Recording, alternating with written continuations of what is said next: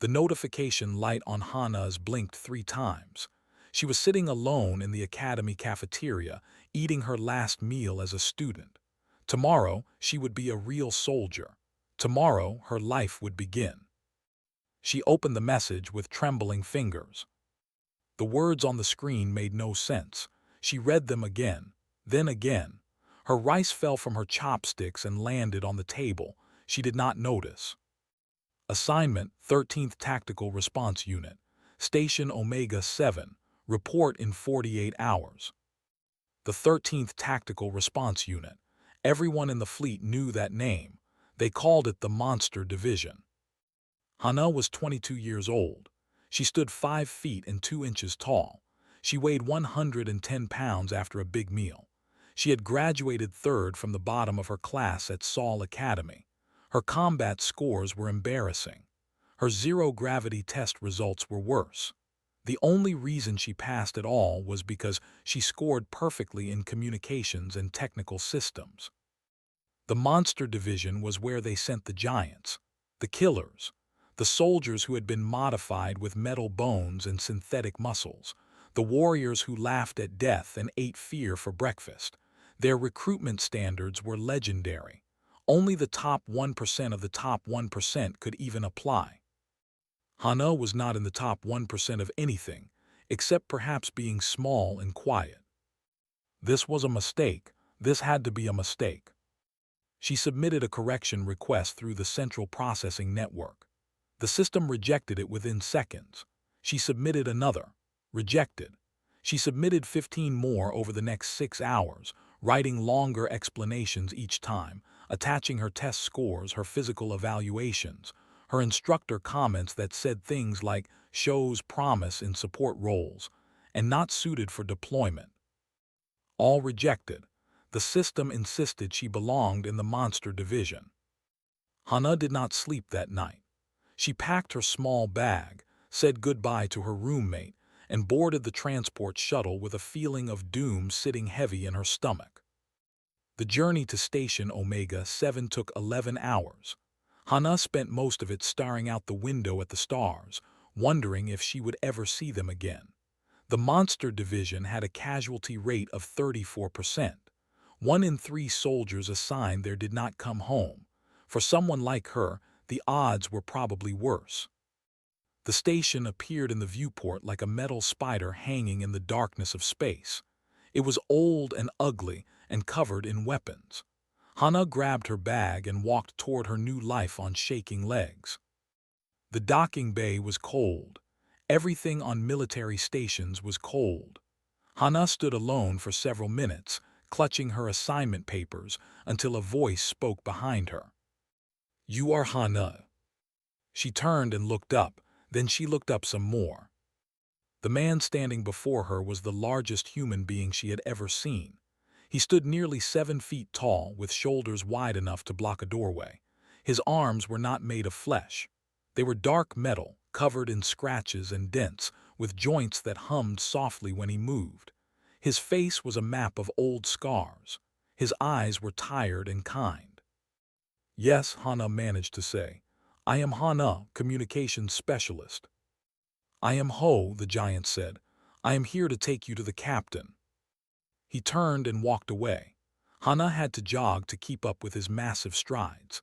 The corridors of Station Omega 7 were narrow and gray. They passed other soldiers along the way, and every single one of them was huge. Hana felt like a child who had wandered into a room full of adults. Ho stopped at a door marked Command. He knocked twice and stepped aside. "Go in," he said. "Captain Dong is waiting." Hana entered the room alone. Captain Dong sat behind a metal desk covered in coffee cups. He was older than Ho, maybe 50, with gray hair cut short and a face that looked like it had been carved from stone. When he saw Hana, his expression did not change. He simply stared at her for a long moment, as if trying to understand what he was seeing. "Sit," he said. Hana sat. The captain picked up and read from it. Hana, age 22, born on orbital station, graduated Saul Academy with a specialization in communications and technical systems. He paused. Combat rating, poor. Physical rating, below average. Zero gravity rating, failing. Hana wanted to disappear into her chair. There has been a mistake, she said quickly. I submitted 17 correction requests. I do not belong here. I am not a fighter. I am not strong. I cannot do what your soldiers do. Please, Captain, there must be someone you can contact to fix this. Dong set down the. He leaned back in his chair and studied her with those stone-cold eyes. I checked, he said. No corrections authorized. The system says you belong here, so you are here. But I will die, Hana whispered. The words came out before she could stop them. I will die and I will be useless and I will get your real soldiers killed trying to protect me. You must see that. You must understand. For the first time, something moved in the captain's face. It might have been sympathy. It might have been something else. Let me tell you something about the monster division, he said slowly. We do not choose who comes here. The system chooses. Sometimes it sends us giants with metal bones. Sometimes it sends us killers with eyes that can see in the dark. And sometimes it sends us small girls who are scared and confused and certain they do not belong. He stood up and walked to the window. Outside, the stars burned cold and distant. I have been captain of this unit for 12 years. I have seen many soldiers come and go. Some were strong, some were weak, some died quickly, some lived long, and I have learned one thing in all that time. He turned to face her. The system is never wrong. Not once in 12 years has it ever been wrong. So if it says you belong here, then you belong here. I do not know why. I do not know what you will do or who you will become, but I trust the system. Hana did not know what to say. She sat in silence, her heart pounding, her mind racing. Tomorrow you will meet the rest of your squad, Dong continued. Ho you have already met.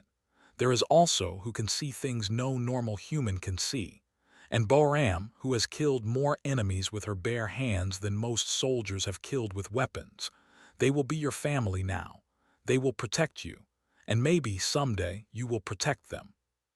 He walked back to his desk and sat down. Report to quarters C7. Rest tonight. Training begins at 600. Hana stood on legs that felt like water. She walked to the door, then stopped. Captain, she said without turning around, what if the system is wrong this time? What if I really am just a mistake? Dong was quiet for a moment. Then you will be the first, he said. But I do not think you are. Now go, try not to die in the first week. Hana walked out of the command room and into the cold gray corridors of her new home. Somewhere deep inside her, beneath the fear and the confusion and the certainty that she did not belong, a small spark of something else began to glow.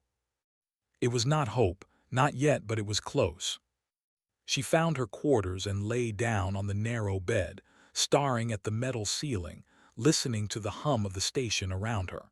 Tomorrow she would meet the monsters. Tomorrow her real test would begin. She closed her eyes and tried to sleep. She did not succeed. The first 3 months were the hardest of Hana's life. Every morning began at 600 with a squad run through the station corridors. The other soldiers moved like machines, their heavy boots pounding the metal floors in perfect rhythm. Hana fell behind within the first 5 minutes.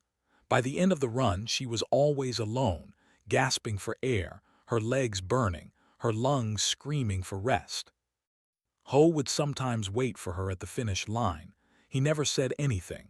He just stood there with his metal arms crossed, watching her stumble toward him with sweat running down her face. She could not tell if he was disappointed or simply curious. The combat training was worse. Hana had never been good at fighting, but she had not realized just how bad she was until she stood across from Boram in the training ring. Boram was a woman made of muscle and violence. Her eyes were cold and focused. Her hands had killed enemy soldiers. Those same hands knocked Hana to the ground 17 times in a single session. Get up, Boram said each time. Her voice was flat and empty. Hana got up, she always got up, but by the end she could barely stand. Weapons training brought more shame. Hana's accuracy was average at best. She could hit a target, but she could not hit it well. Whose eyes had been replaced with targeting systems that glowed faint blue in the dim light, could shoot the wings off a fly from 100 meters away. She watched Hana miss shot after shot and said nothing. The worst was the zero-gravity combat simulation. Hana had always hated zero gravity. Her body did not move the way it should when there was no ground beneath her feet. She spun when she should have stopped. She floated when she should have attacked.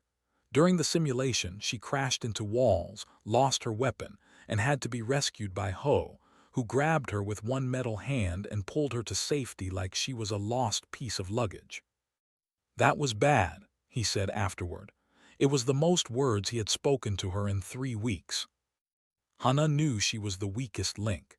She saw it in the way her looked at her during meals. They were not cruel.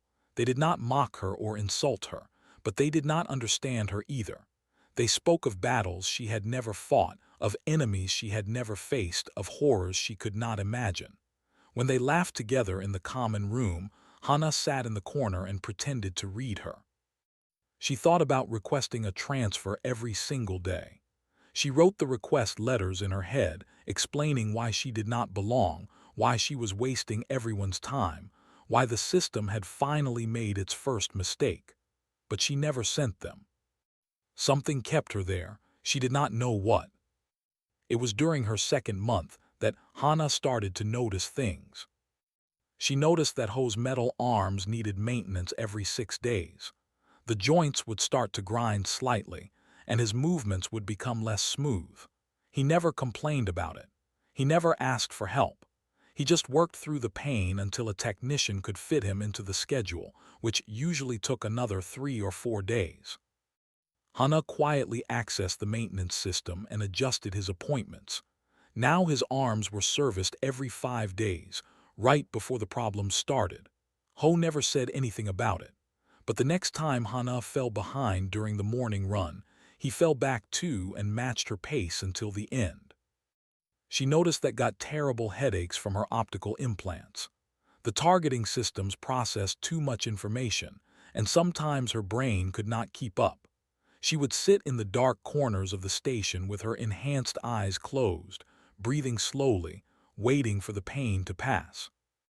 Hana started leaving pain patches outside quarters. She never attached a note. She never said anything. She just left them there night after night until headaches became less frequent. She noticed that Boram had not received a single message from home in 2 years. Every week, when the communication packets arrived from Earth and the colonies, Boram would check her inbox with an expression that was almost hopeful. And every week, she would close it with that same flat, empty look in her eyes. Hana could not fix that. She could not make Boram's family write to her, but she could send small things. A cookie from the cafeteria with a note that said, "You fight well." A picture of a sunset from the observation deck. Little reminders that someone on this station saw her as more than just a weapon. Boram never mentioned the gifts, but she stopped knocking Hana down quite so hard during training. She noticed that Captain Dong sat alone in the observation deck every night at 300 hours. He never slept well. The weight of command kept him awake, and he dealt with it by staring at the stars until his eyes grew heavy enough to close.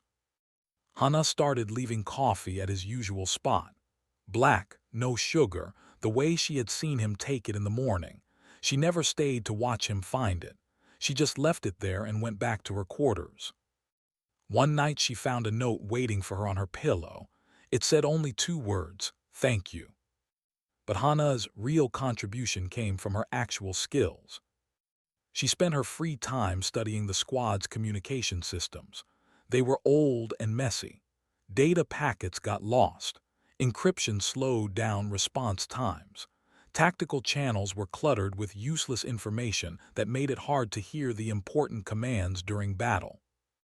Hana fixed all of it. She worked for 3 weeks, staying up late every night, rewriting code and redesigning protocols. She did not ask for permission. She did not tell anyone what she was doing. She just did it, quietly and carefully until the entire system was clean and fast and new.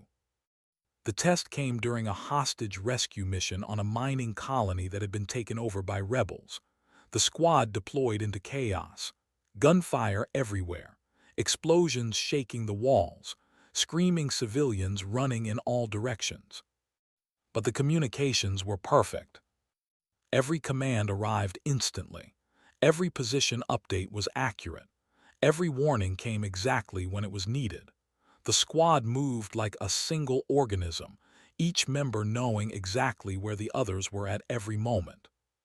They completed the mission in 43 minutes.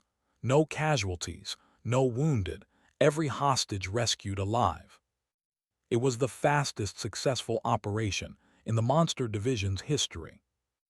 Afterward, Captain Dong pulled Hana aside. His stone face showed something that might have been surprise. "That was you," he said. "It was not a question. The communications, the coordination, all of it." Hana shrugged. She did not know what to say. "I just cleaned things up a little." Dong studied her for a long moment. The silence stretched between them like a bridge being built. "Keep cleaning," he finally said. "That is an order." He walked away, and Hana stood alone in the corridor, feeling something warm spread through her chest. She was still the weakest fighter. She still could not run as fast or shoot as well or survive in zero gravity without help. But for the first time since she arrived at Station Omega 7, she did not feel like a mistake. She felt like she might actually belong. That night, when she went to leave coffee at Captain Dong's spot in the observation deck, she found an extra chair waiting beside his. She sat down. They watched the stars together in comfortable silence. Neither of them said a word. Neither of them needed to. 6 months after Hana joined the Monster Division, the war came to them. The alert sirens began screaming at 3:47 hours. Red lights flashed through the corridors of Station Omega 7. Hana was out of bed and running toward the command center before she was fully awake. The main screen showed the tactical display. What she saw there made her blood freeze. Creo Station was a civilian hub 3 hours away. 30,000 people lived there. Families, children, workers who had never held a weapon in their lives. And now, according to the display, 47 warships had surrounded it. They were the enemy. Hana had never seen one in person, but she had studied their files. They were tall and thin, with gray skin, and eyes that saw in spectrums humans could not imagine. They had been fighting humanity for decades, and they did not believe in mercy. Captain Dong stood before the main screen with his arms crossed. His face was calm, but Hana had learned to read him over the past months. She could see the tension in his jaw, the tightness around his eyes. "Reinforcements?" he asked. 11 hours, the tactical officer replied. "The nearest fleet is on the far side of the system. Creos will fall in 3. Silence filled the room. Everyone knew what that meant. 30,000 civilians would die or be captured. They took prisoners, but not for long. Hana watched Captain Dong make his decision. It happened in his eyes first, a hardening that spread across his entire body. "We go in," he said. "Full combat deployment, all units." "Sir," the tactical officer said carefully, "we are outnumbered 40-1. The chances of—" "I know the chances." Dong's voice was quiet and final. "Prepare for launch." The Monster Division deployed within 30 minutes.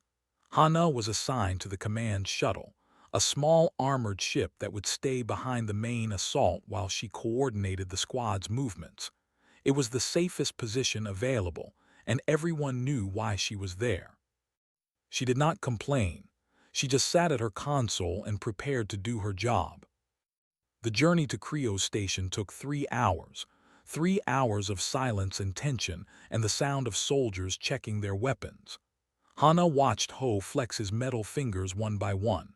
She watched adjust her optical implants. She watched Boram stare at nothing, her face empty and ready. When they arrived, the battle had already begun. The ships were everywhere, pouring fire into Creo Station's shields. Hana could see explosions blooming across the station's surface. She could see escape pods launching into the darkness, tiny bright spots racing away from the destruction. "All units move in," Captain Dong commanded over the tactical channel. "Protect those escape pods. Draw fire away from the station. We buy time until reinforcements arrive." The monster division's assault shuttles scattered like angry insects, flying straight into the enemy formation. Ha now watched the tactical display as her engaged. Ho's shuttle punched through the first line of enemies, his metal arms controlling the weapons with impossible precision. Targeting systems found weak points in the armor that no normal soldier could see. Boram led a boarding party onto one of the smaller enemy ships and took it over in 12 minutes. For 2 hours they fought. They were outnumbered but they were the monster division. They did not know how to quit. Then the enemy changed tactics. A pulse of energy swept across the battlefield. Hana's console flickered. The tactical display dissolved into static. Every screen went dark. Communication jamming, military grade, the most powerful Hana had ever encountered. She tried every standard countermeasure. Nothing worked. The enemy's signal was too strong, too complete. It blocked everything: voice, data, positioning, commands. The squad was blind. Hana heard Boram's last transmission before the line died. "They're everywhere, I can't see." Then silence. The command shuttle drifted in the darkness. Around her, the crew worked frantically to restore systems, but Hana could see in their faces that it was hopeless. They were cut off. Alone. This was when most communications specialists would wait, would hope, would pray for the jamming to lift. Hana did not wait. She remembered something from her academy days. A theoretical technique that existed only in old textbooks and experimental papers. No one actually used it because it was considered too dangerous, too unstable, too likely to fail at the worst possible moment. The idea was simple but insane. Every station had emergency systems that ran on separate frequencies: fire suppression, life support, emergency lighting. These systems were designed to survive almost anything, including communication jamming. If someone could tap into those frequencies and use them as relays, they could theoretically create a new communication network. Theoretically, no one had ever done it in actual combat. Hana's fingers moved across her console. She did not think, she did not hesitate, she just worked. The first connection took 17 minutes. She tapped into Creo Station's fire suppression system and found a tiny gap in the enemy jamming. Not enough for voice communication, but enough for simple data bursts. She sent a message to Ho, 3 words, a live query position. The response came back 8 minutes later: Sector 7, pinned down. Hana mapped his position on her backup display. Then she reached out through the station's medical alert system. Then to Boram through the emergency lighting network. Then to every soldier in the monster division, one by one, using whatever frequency she could find. It was exhausting work. Each message had to be encoded manually. Each response had to be decoded by hand. Hana's fingers ached from typing. Her eyes burned from staring at the flickering screens. But she did not stop. Hour after hour, she sat at her console and held the squad together. She guided Ho around enemy patrols by tracking their heat signature through the station's climate control sensors. She warned about an ambush by monitoring power fluctuations in the nearby corridors. She coordinated a rescue mission for a group of trapped civilians by bouncing signals off the station's water recycling system. The crew of the command shuttle watched her work with wide eyes. They had never seen anything like it.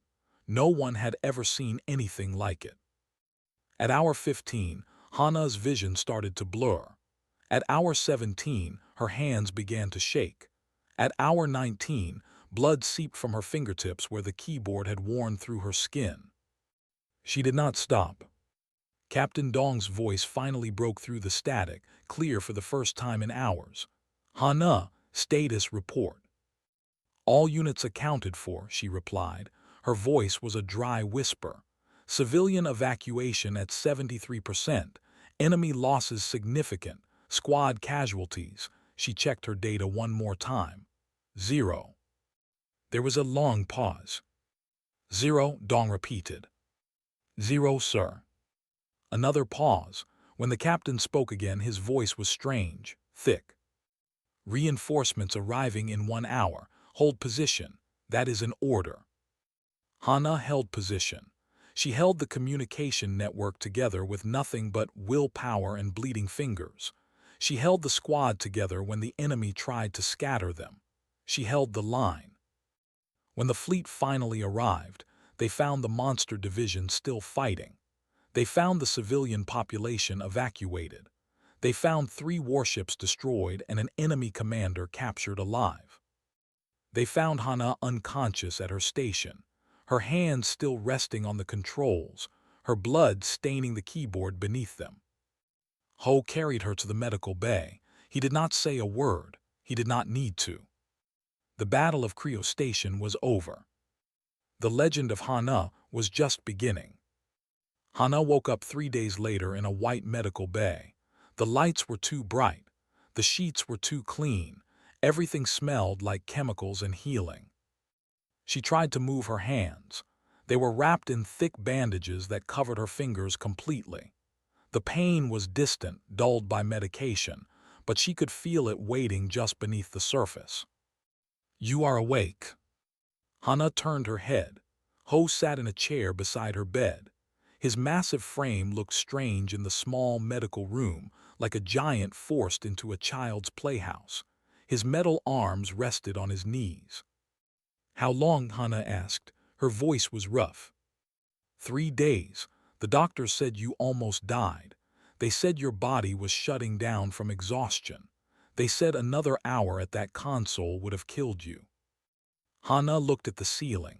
She remembered the battle in fragments, the flashing screens, the endless typing, the blood on her keyboard. She remembered holding the squad together through the darkness, but the details were blurry now, like a dream that was already fading. Did we win? Ho was quiet for a moment. Then he did something Hana had never seen before. He started to cry. The tears rolled down his face and dripped onto his metal hands. His shoulders shook. He made no sound, but his entire body trembled with emotion that he had been holding inside for years. You saved us, he said. His voice broke on the words. You saved all of us, every single one. Before Hana could respond, the door opened. Walked in first, followed by Boram and Captain Dong. They gathered around her bed like she was something precious, something fragile, something they were afraid to lose. His enhanced eyes glowed faintly in the dim light. They were wet with tears. The doctors showed us the data, she said. 19 hours of continuous operation. 347 individual communications routed through emergency systems. 0 errors. 0 lost signals. She shook her head slowly. It should not be possible. The human brain should not be able to do what you did. You kept me alive, Boram said. Her voice was different now, not flat and empty anymore.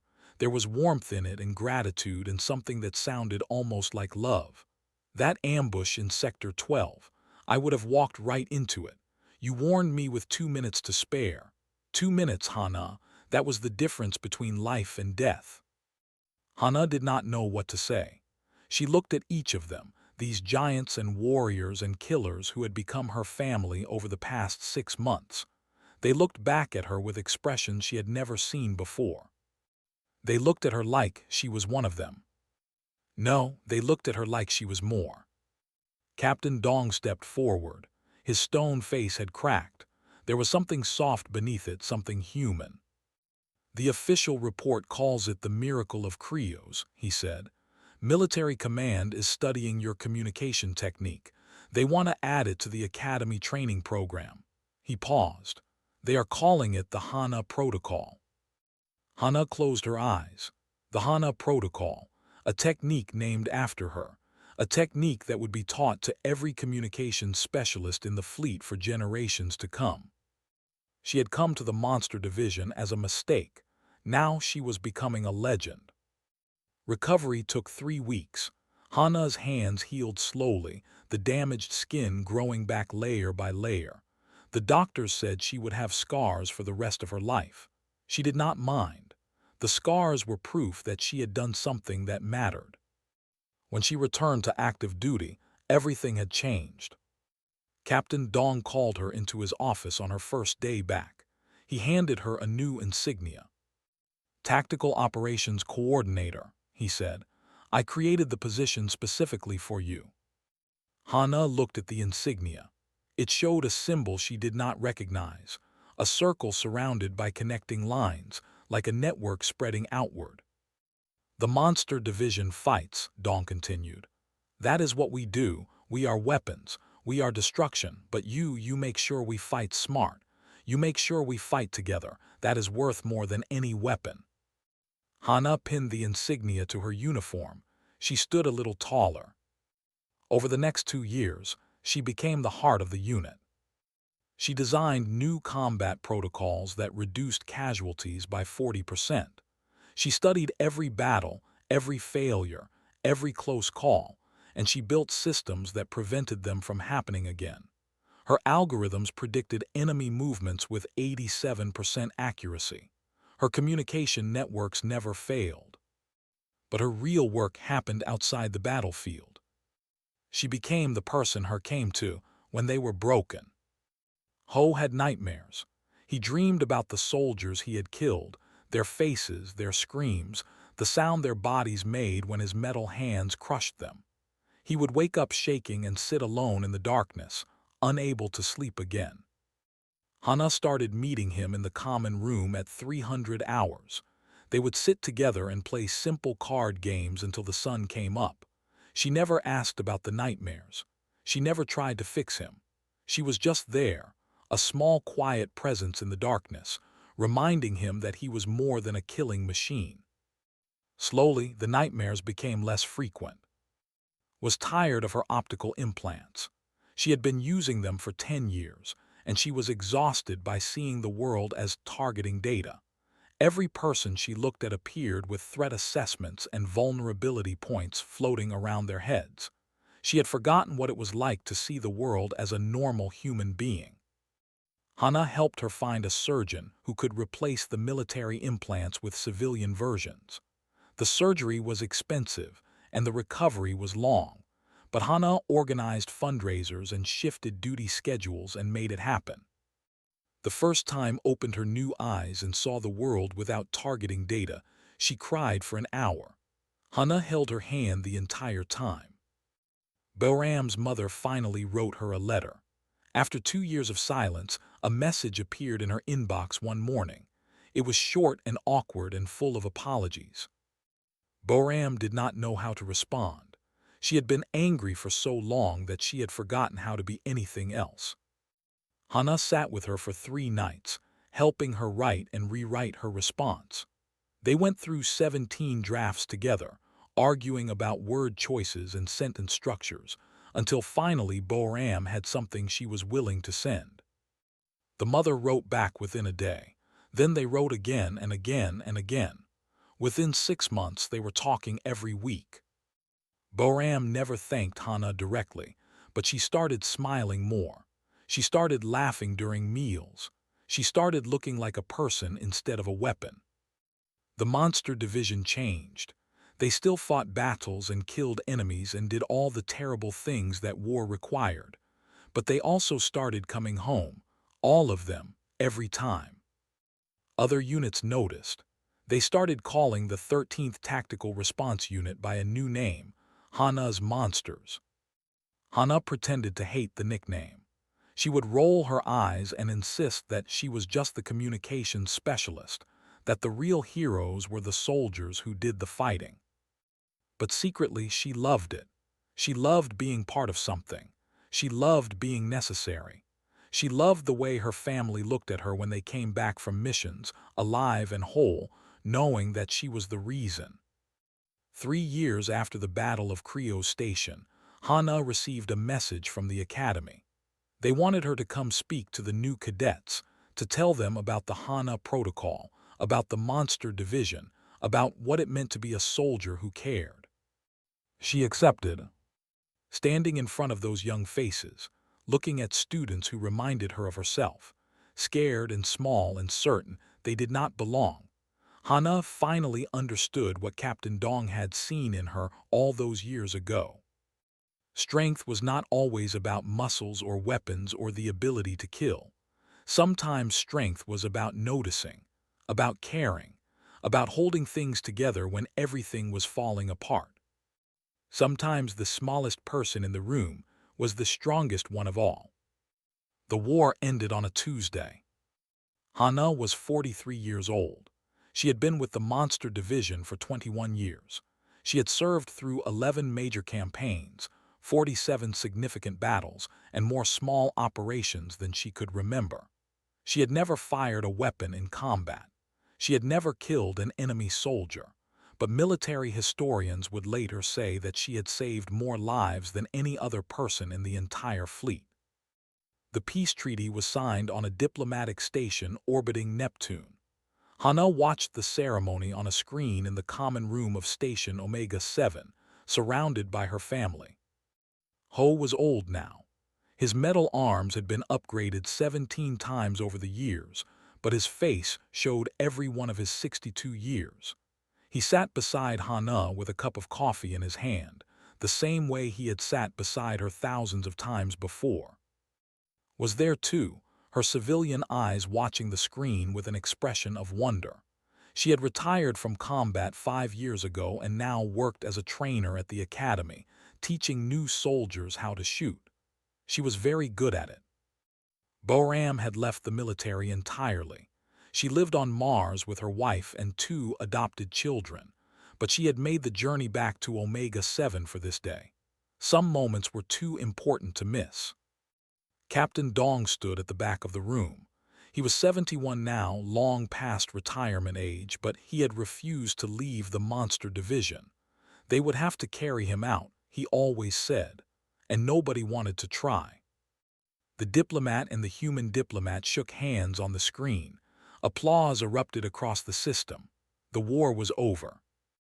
Hana felt something loosen in her chest, a weight she had been carrying so long that she had forgotten it was there. 21 years of fighting, 21 years of holding things together, and now, finally, it was done. Dong walked over and stood beside her. His stone face had softened over the years, cracked by time and emotion and all the things he had witnessed. "You know," he said quietly, "I never submitted those correction requests." Hana turned to look at him. "What?" "When you first arrived. The 17 requests you sent trying to get transferred, I never forwarded them to command." Hana stared at him. 21 years. 21 years of believing she had been assigned to the Monster Division by accident, by a glitch in the system, by some cosmic mistake that she had somehow managed to survive. "Why?" she asked. Dong smiled.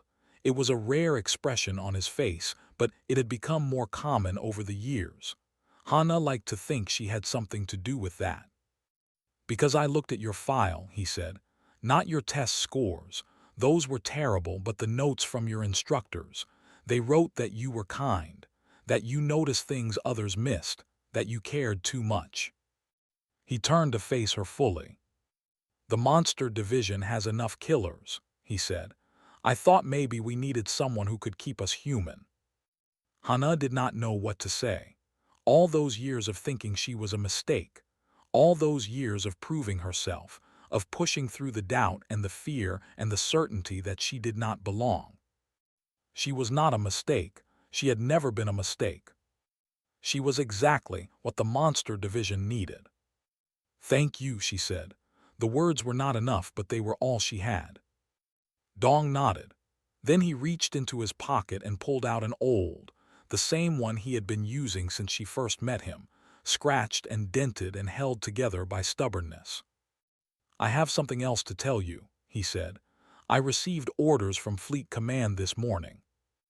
Hana felt a chill run through her. Dong was old. Everyone knew he could not keep commanding forever, but she had tried not to think about what would happen when he finally stepped down. "They want me to retire," he said, "effective immediately." The common room went silent. Everyone had heard. Everyone was watching. "And they have asked me to recommend my replacement," Dong continued. He looked at Hana with an expression she could not read. "I told them there was only one choice." He handed her the screen showed an official document, stamped with the seal of the United Terran Fleet. Hana read it twice, then she read it again. "Admiral," she whispered, "they want me to be an admiral." "Fleet Admiral," Dong corrected. "Commander of the 13th Tactical Response Unit, the Monster Division." Hana looked up at him. Her eyes were wet. "I'm not a fighter," she said. "I never was. I can't lead soldiers into battle." "You have been leading us for 20 years, Dong replied. "You just did it from behind a communications console instead of the front lines. There is no one else I would trust to take care of these people." He gestured at the room, at the soldiers who were watching with tears in their eyes. "They are your family. They have always been your family. Now make it official." Hana looked around the room. She looked at Ho, who was crying again, just like he had cried beside her hospital bed all those years ago. She looked at who was smiling through her tears. She looked at Boram, who was nodding slowly, her face full of pride. She looked at the soldiers she had kept alive for 2 decades, the monsters she had turned into family. "Okay," she said. Her voice was steady despite the tears running down her cheeks. "Okay, I'll do it." The room erupted in cheers. 5 years later, when the United Terran Fleet built a new academy on Mars, they named the main communications building after her. Fana Hall.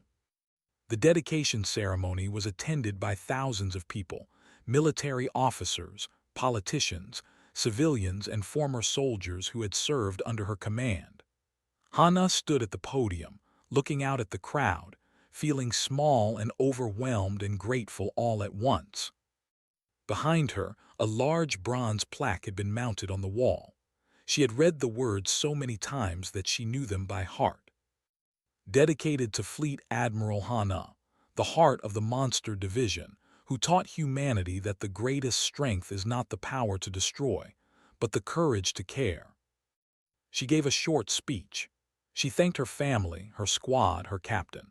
She talked about the importance of noticing things, of caring about people, of holding things together when everything was falling apart. She tried to explain what it meant to be weak in a world that valued strength, and how sometimes the smallest person in the room could make the biggest difference. When she was finished, the crowd applauded. Hana stepped back from the podium and looked at the building that bore her name. Somewhere out there, new cadets were walking through its doors. New communications specialists, new technicians, new soldiers who looked at their test scores and saw failure. New people who felt too small and too weak and too scared to belong. They would see her name on the wall. They would read her story in their textbooks. They would learn the Hana Protocol and study the Battle of Creo Station and hear about the small girl who was assigned to monsters and turned them into legends. And maybe, just maybe, they would understand. Strength was not about being the biggest or the strongest or the most deadly. Strength was about caring enough to notice. Strength was about holding on when everything was falling apart. Strength was about turning strangers into family and keeping them alive through the darkness. Hana had been assigned to the Monster Division by mistake. That was what everyone believed, including herself, for more than 20 years. But there was no mistake. There never had been.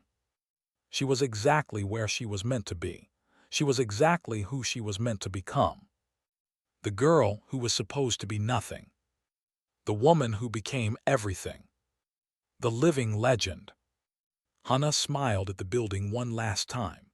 Then she turned and walked back to her family, who were waiting for her in the sunlight. The war was over. The future was bright. And somewhere in the stars, new monsters were learning how to be human. All because of one small girl who never stopped caring.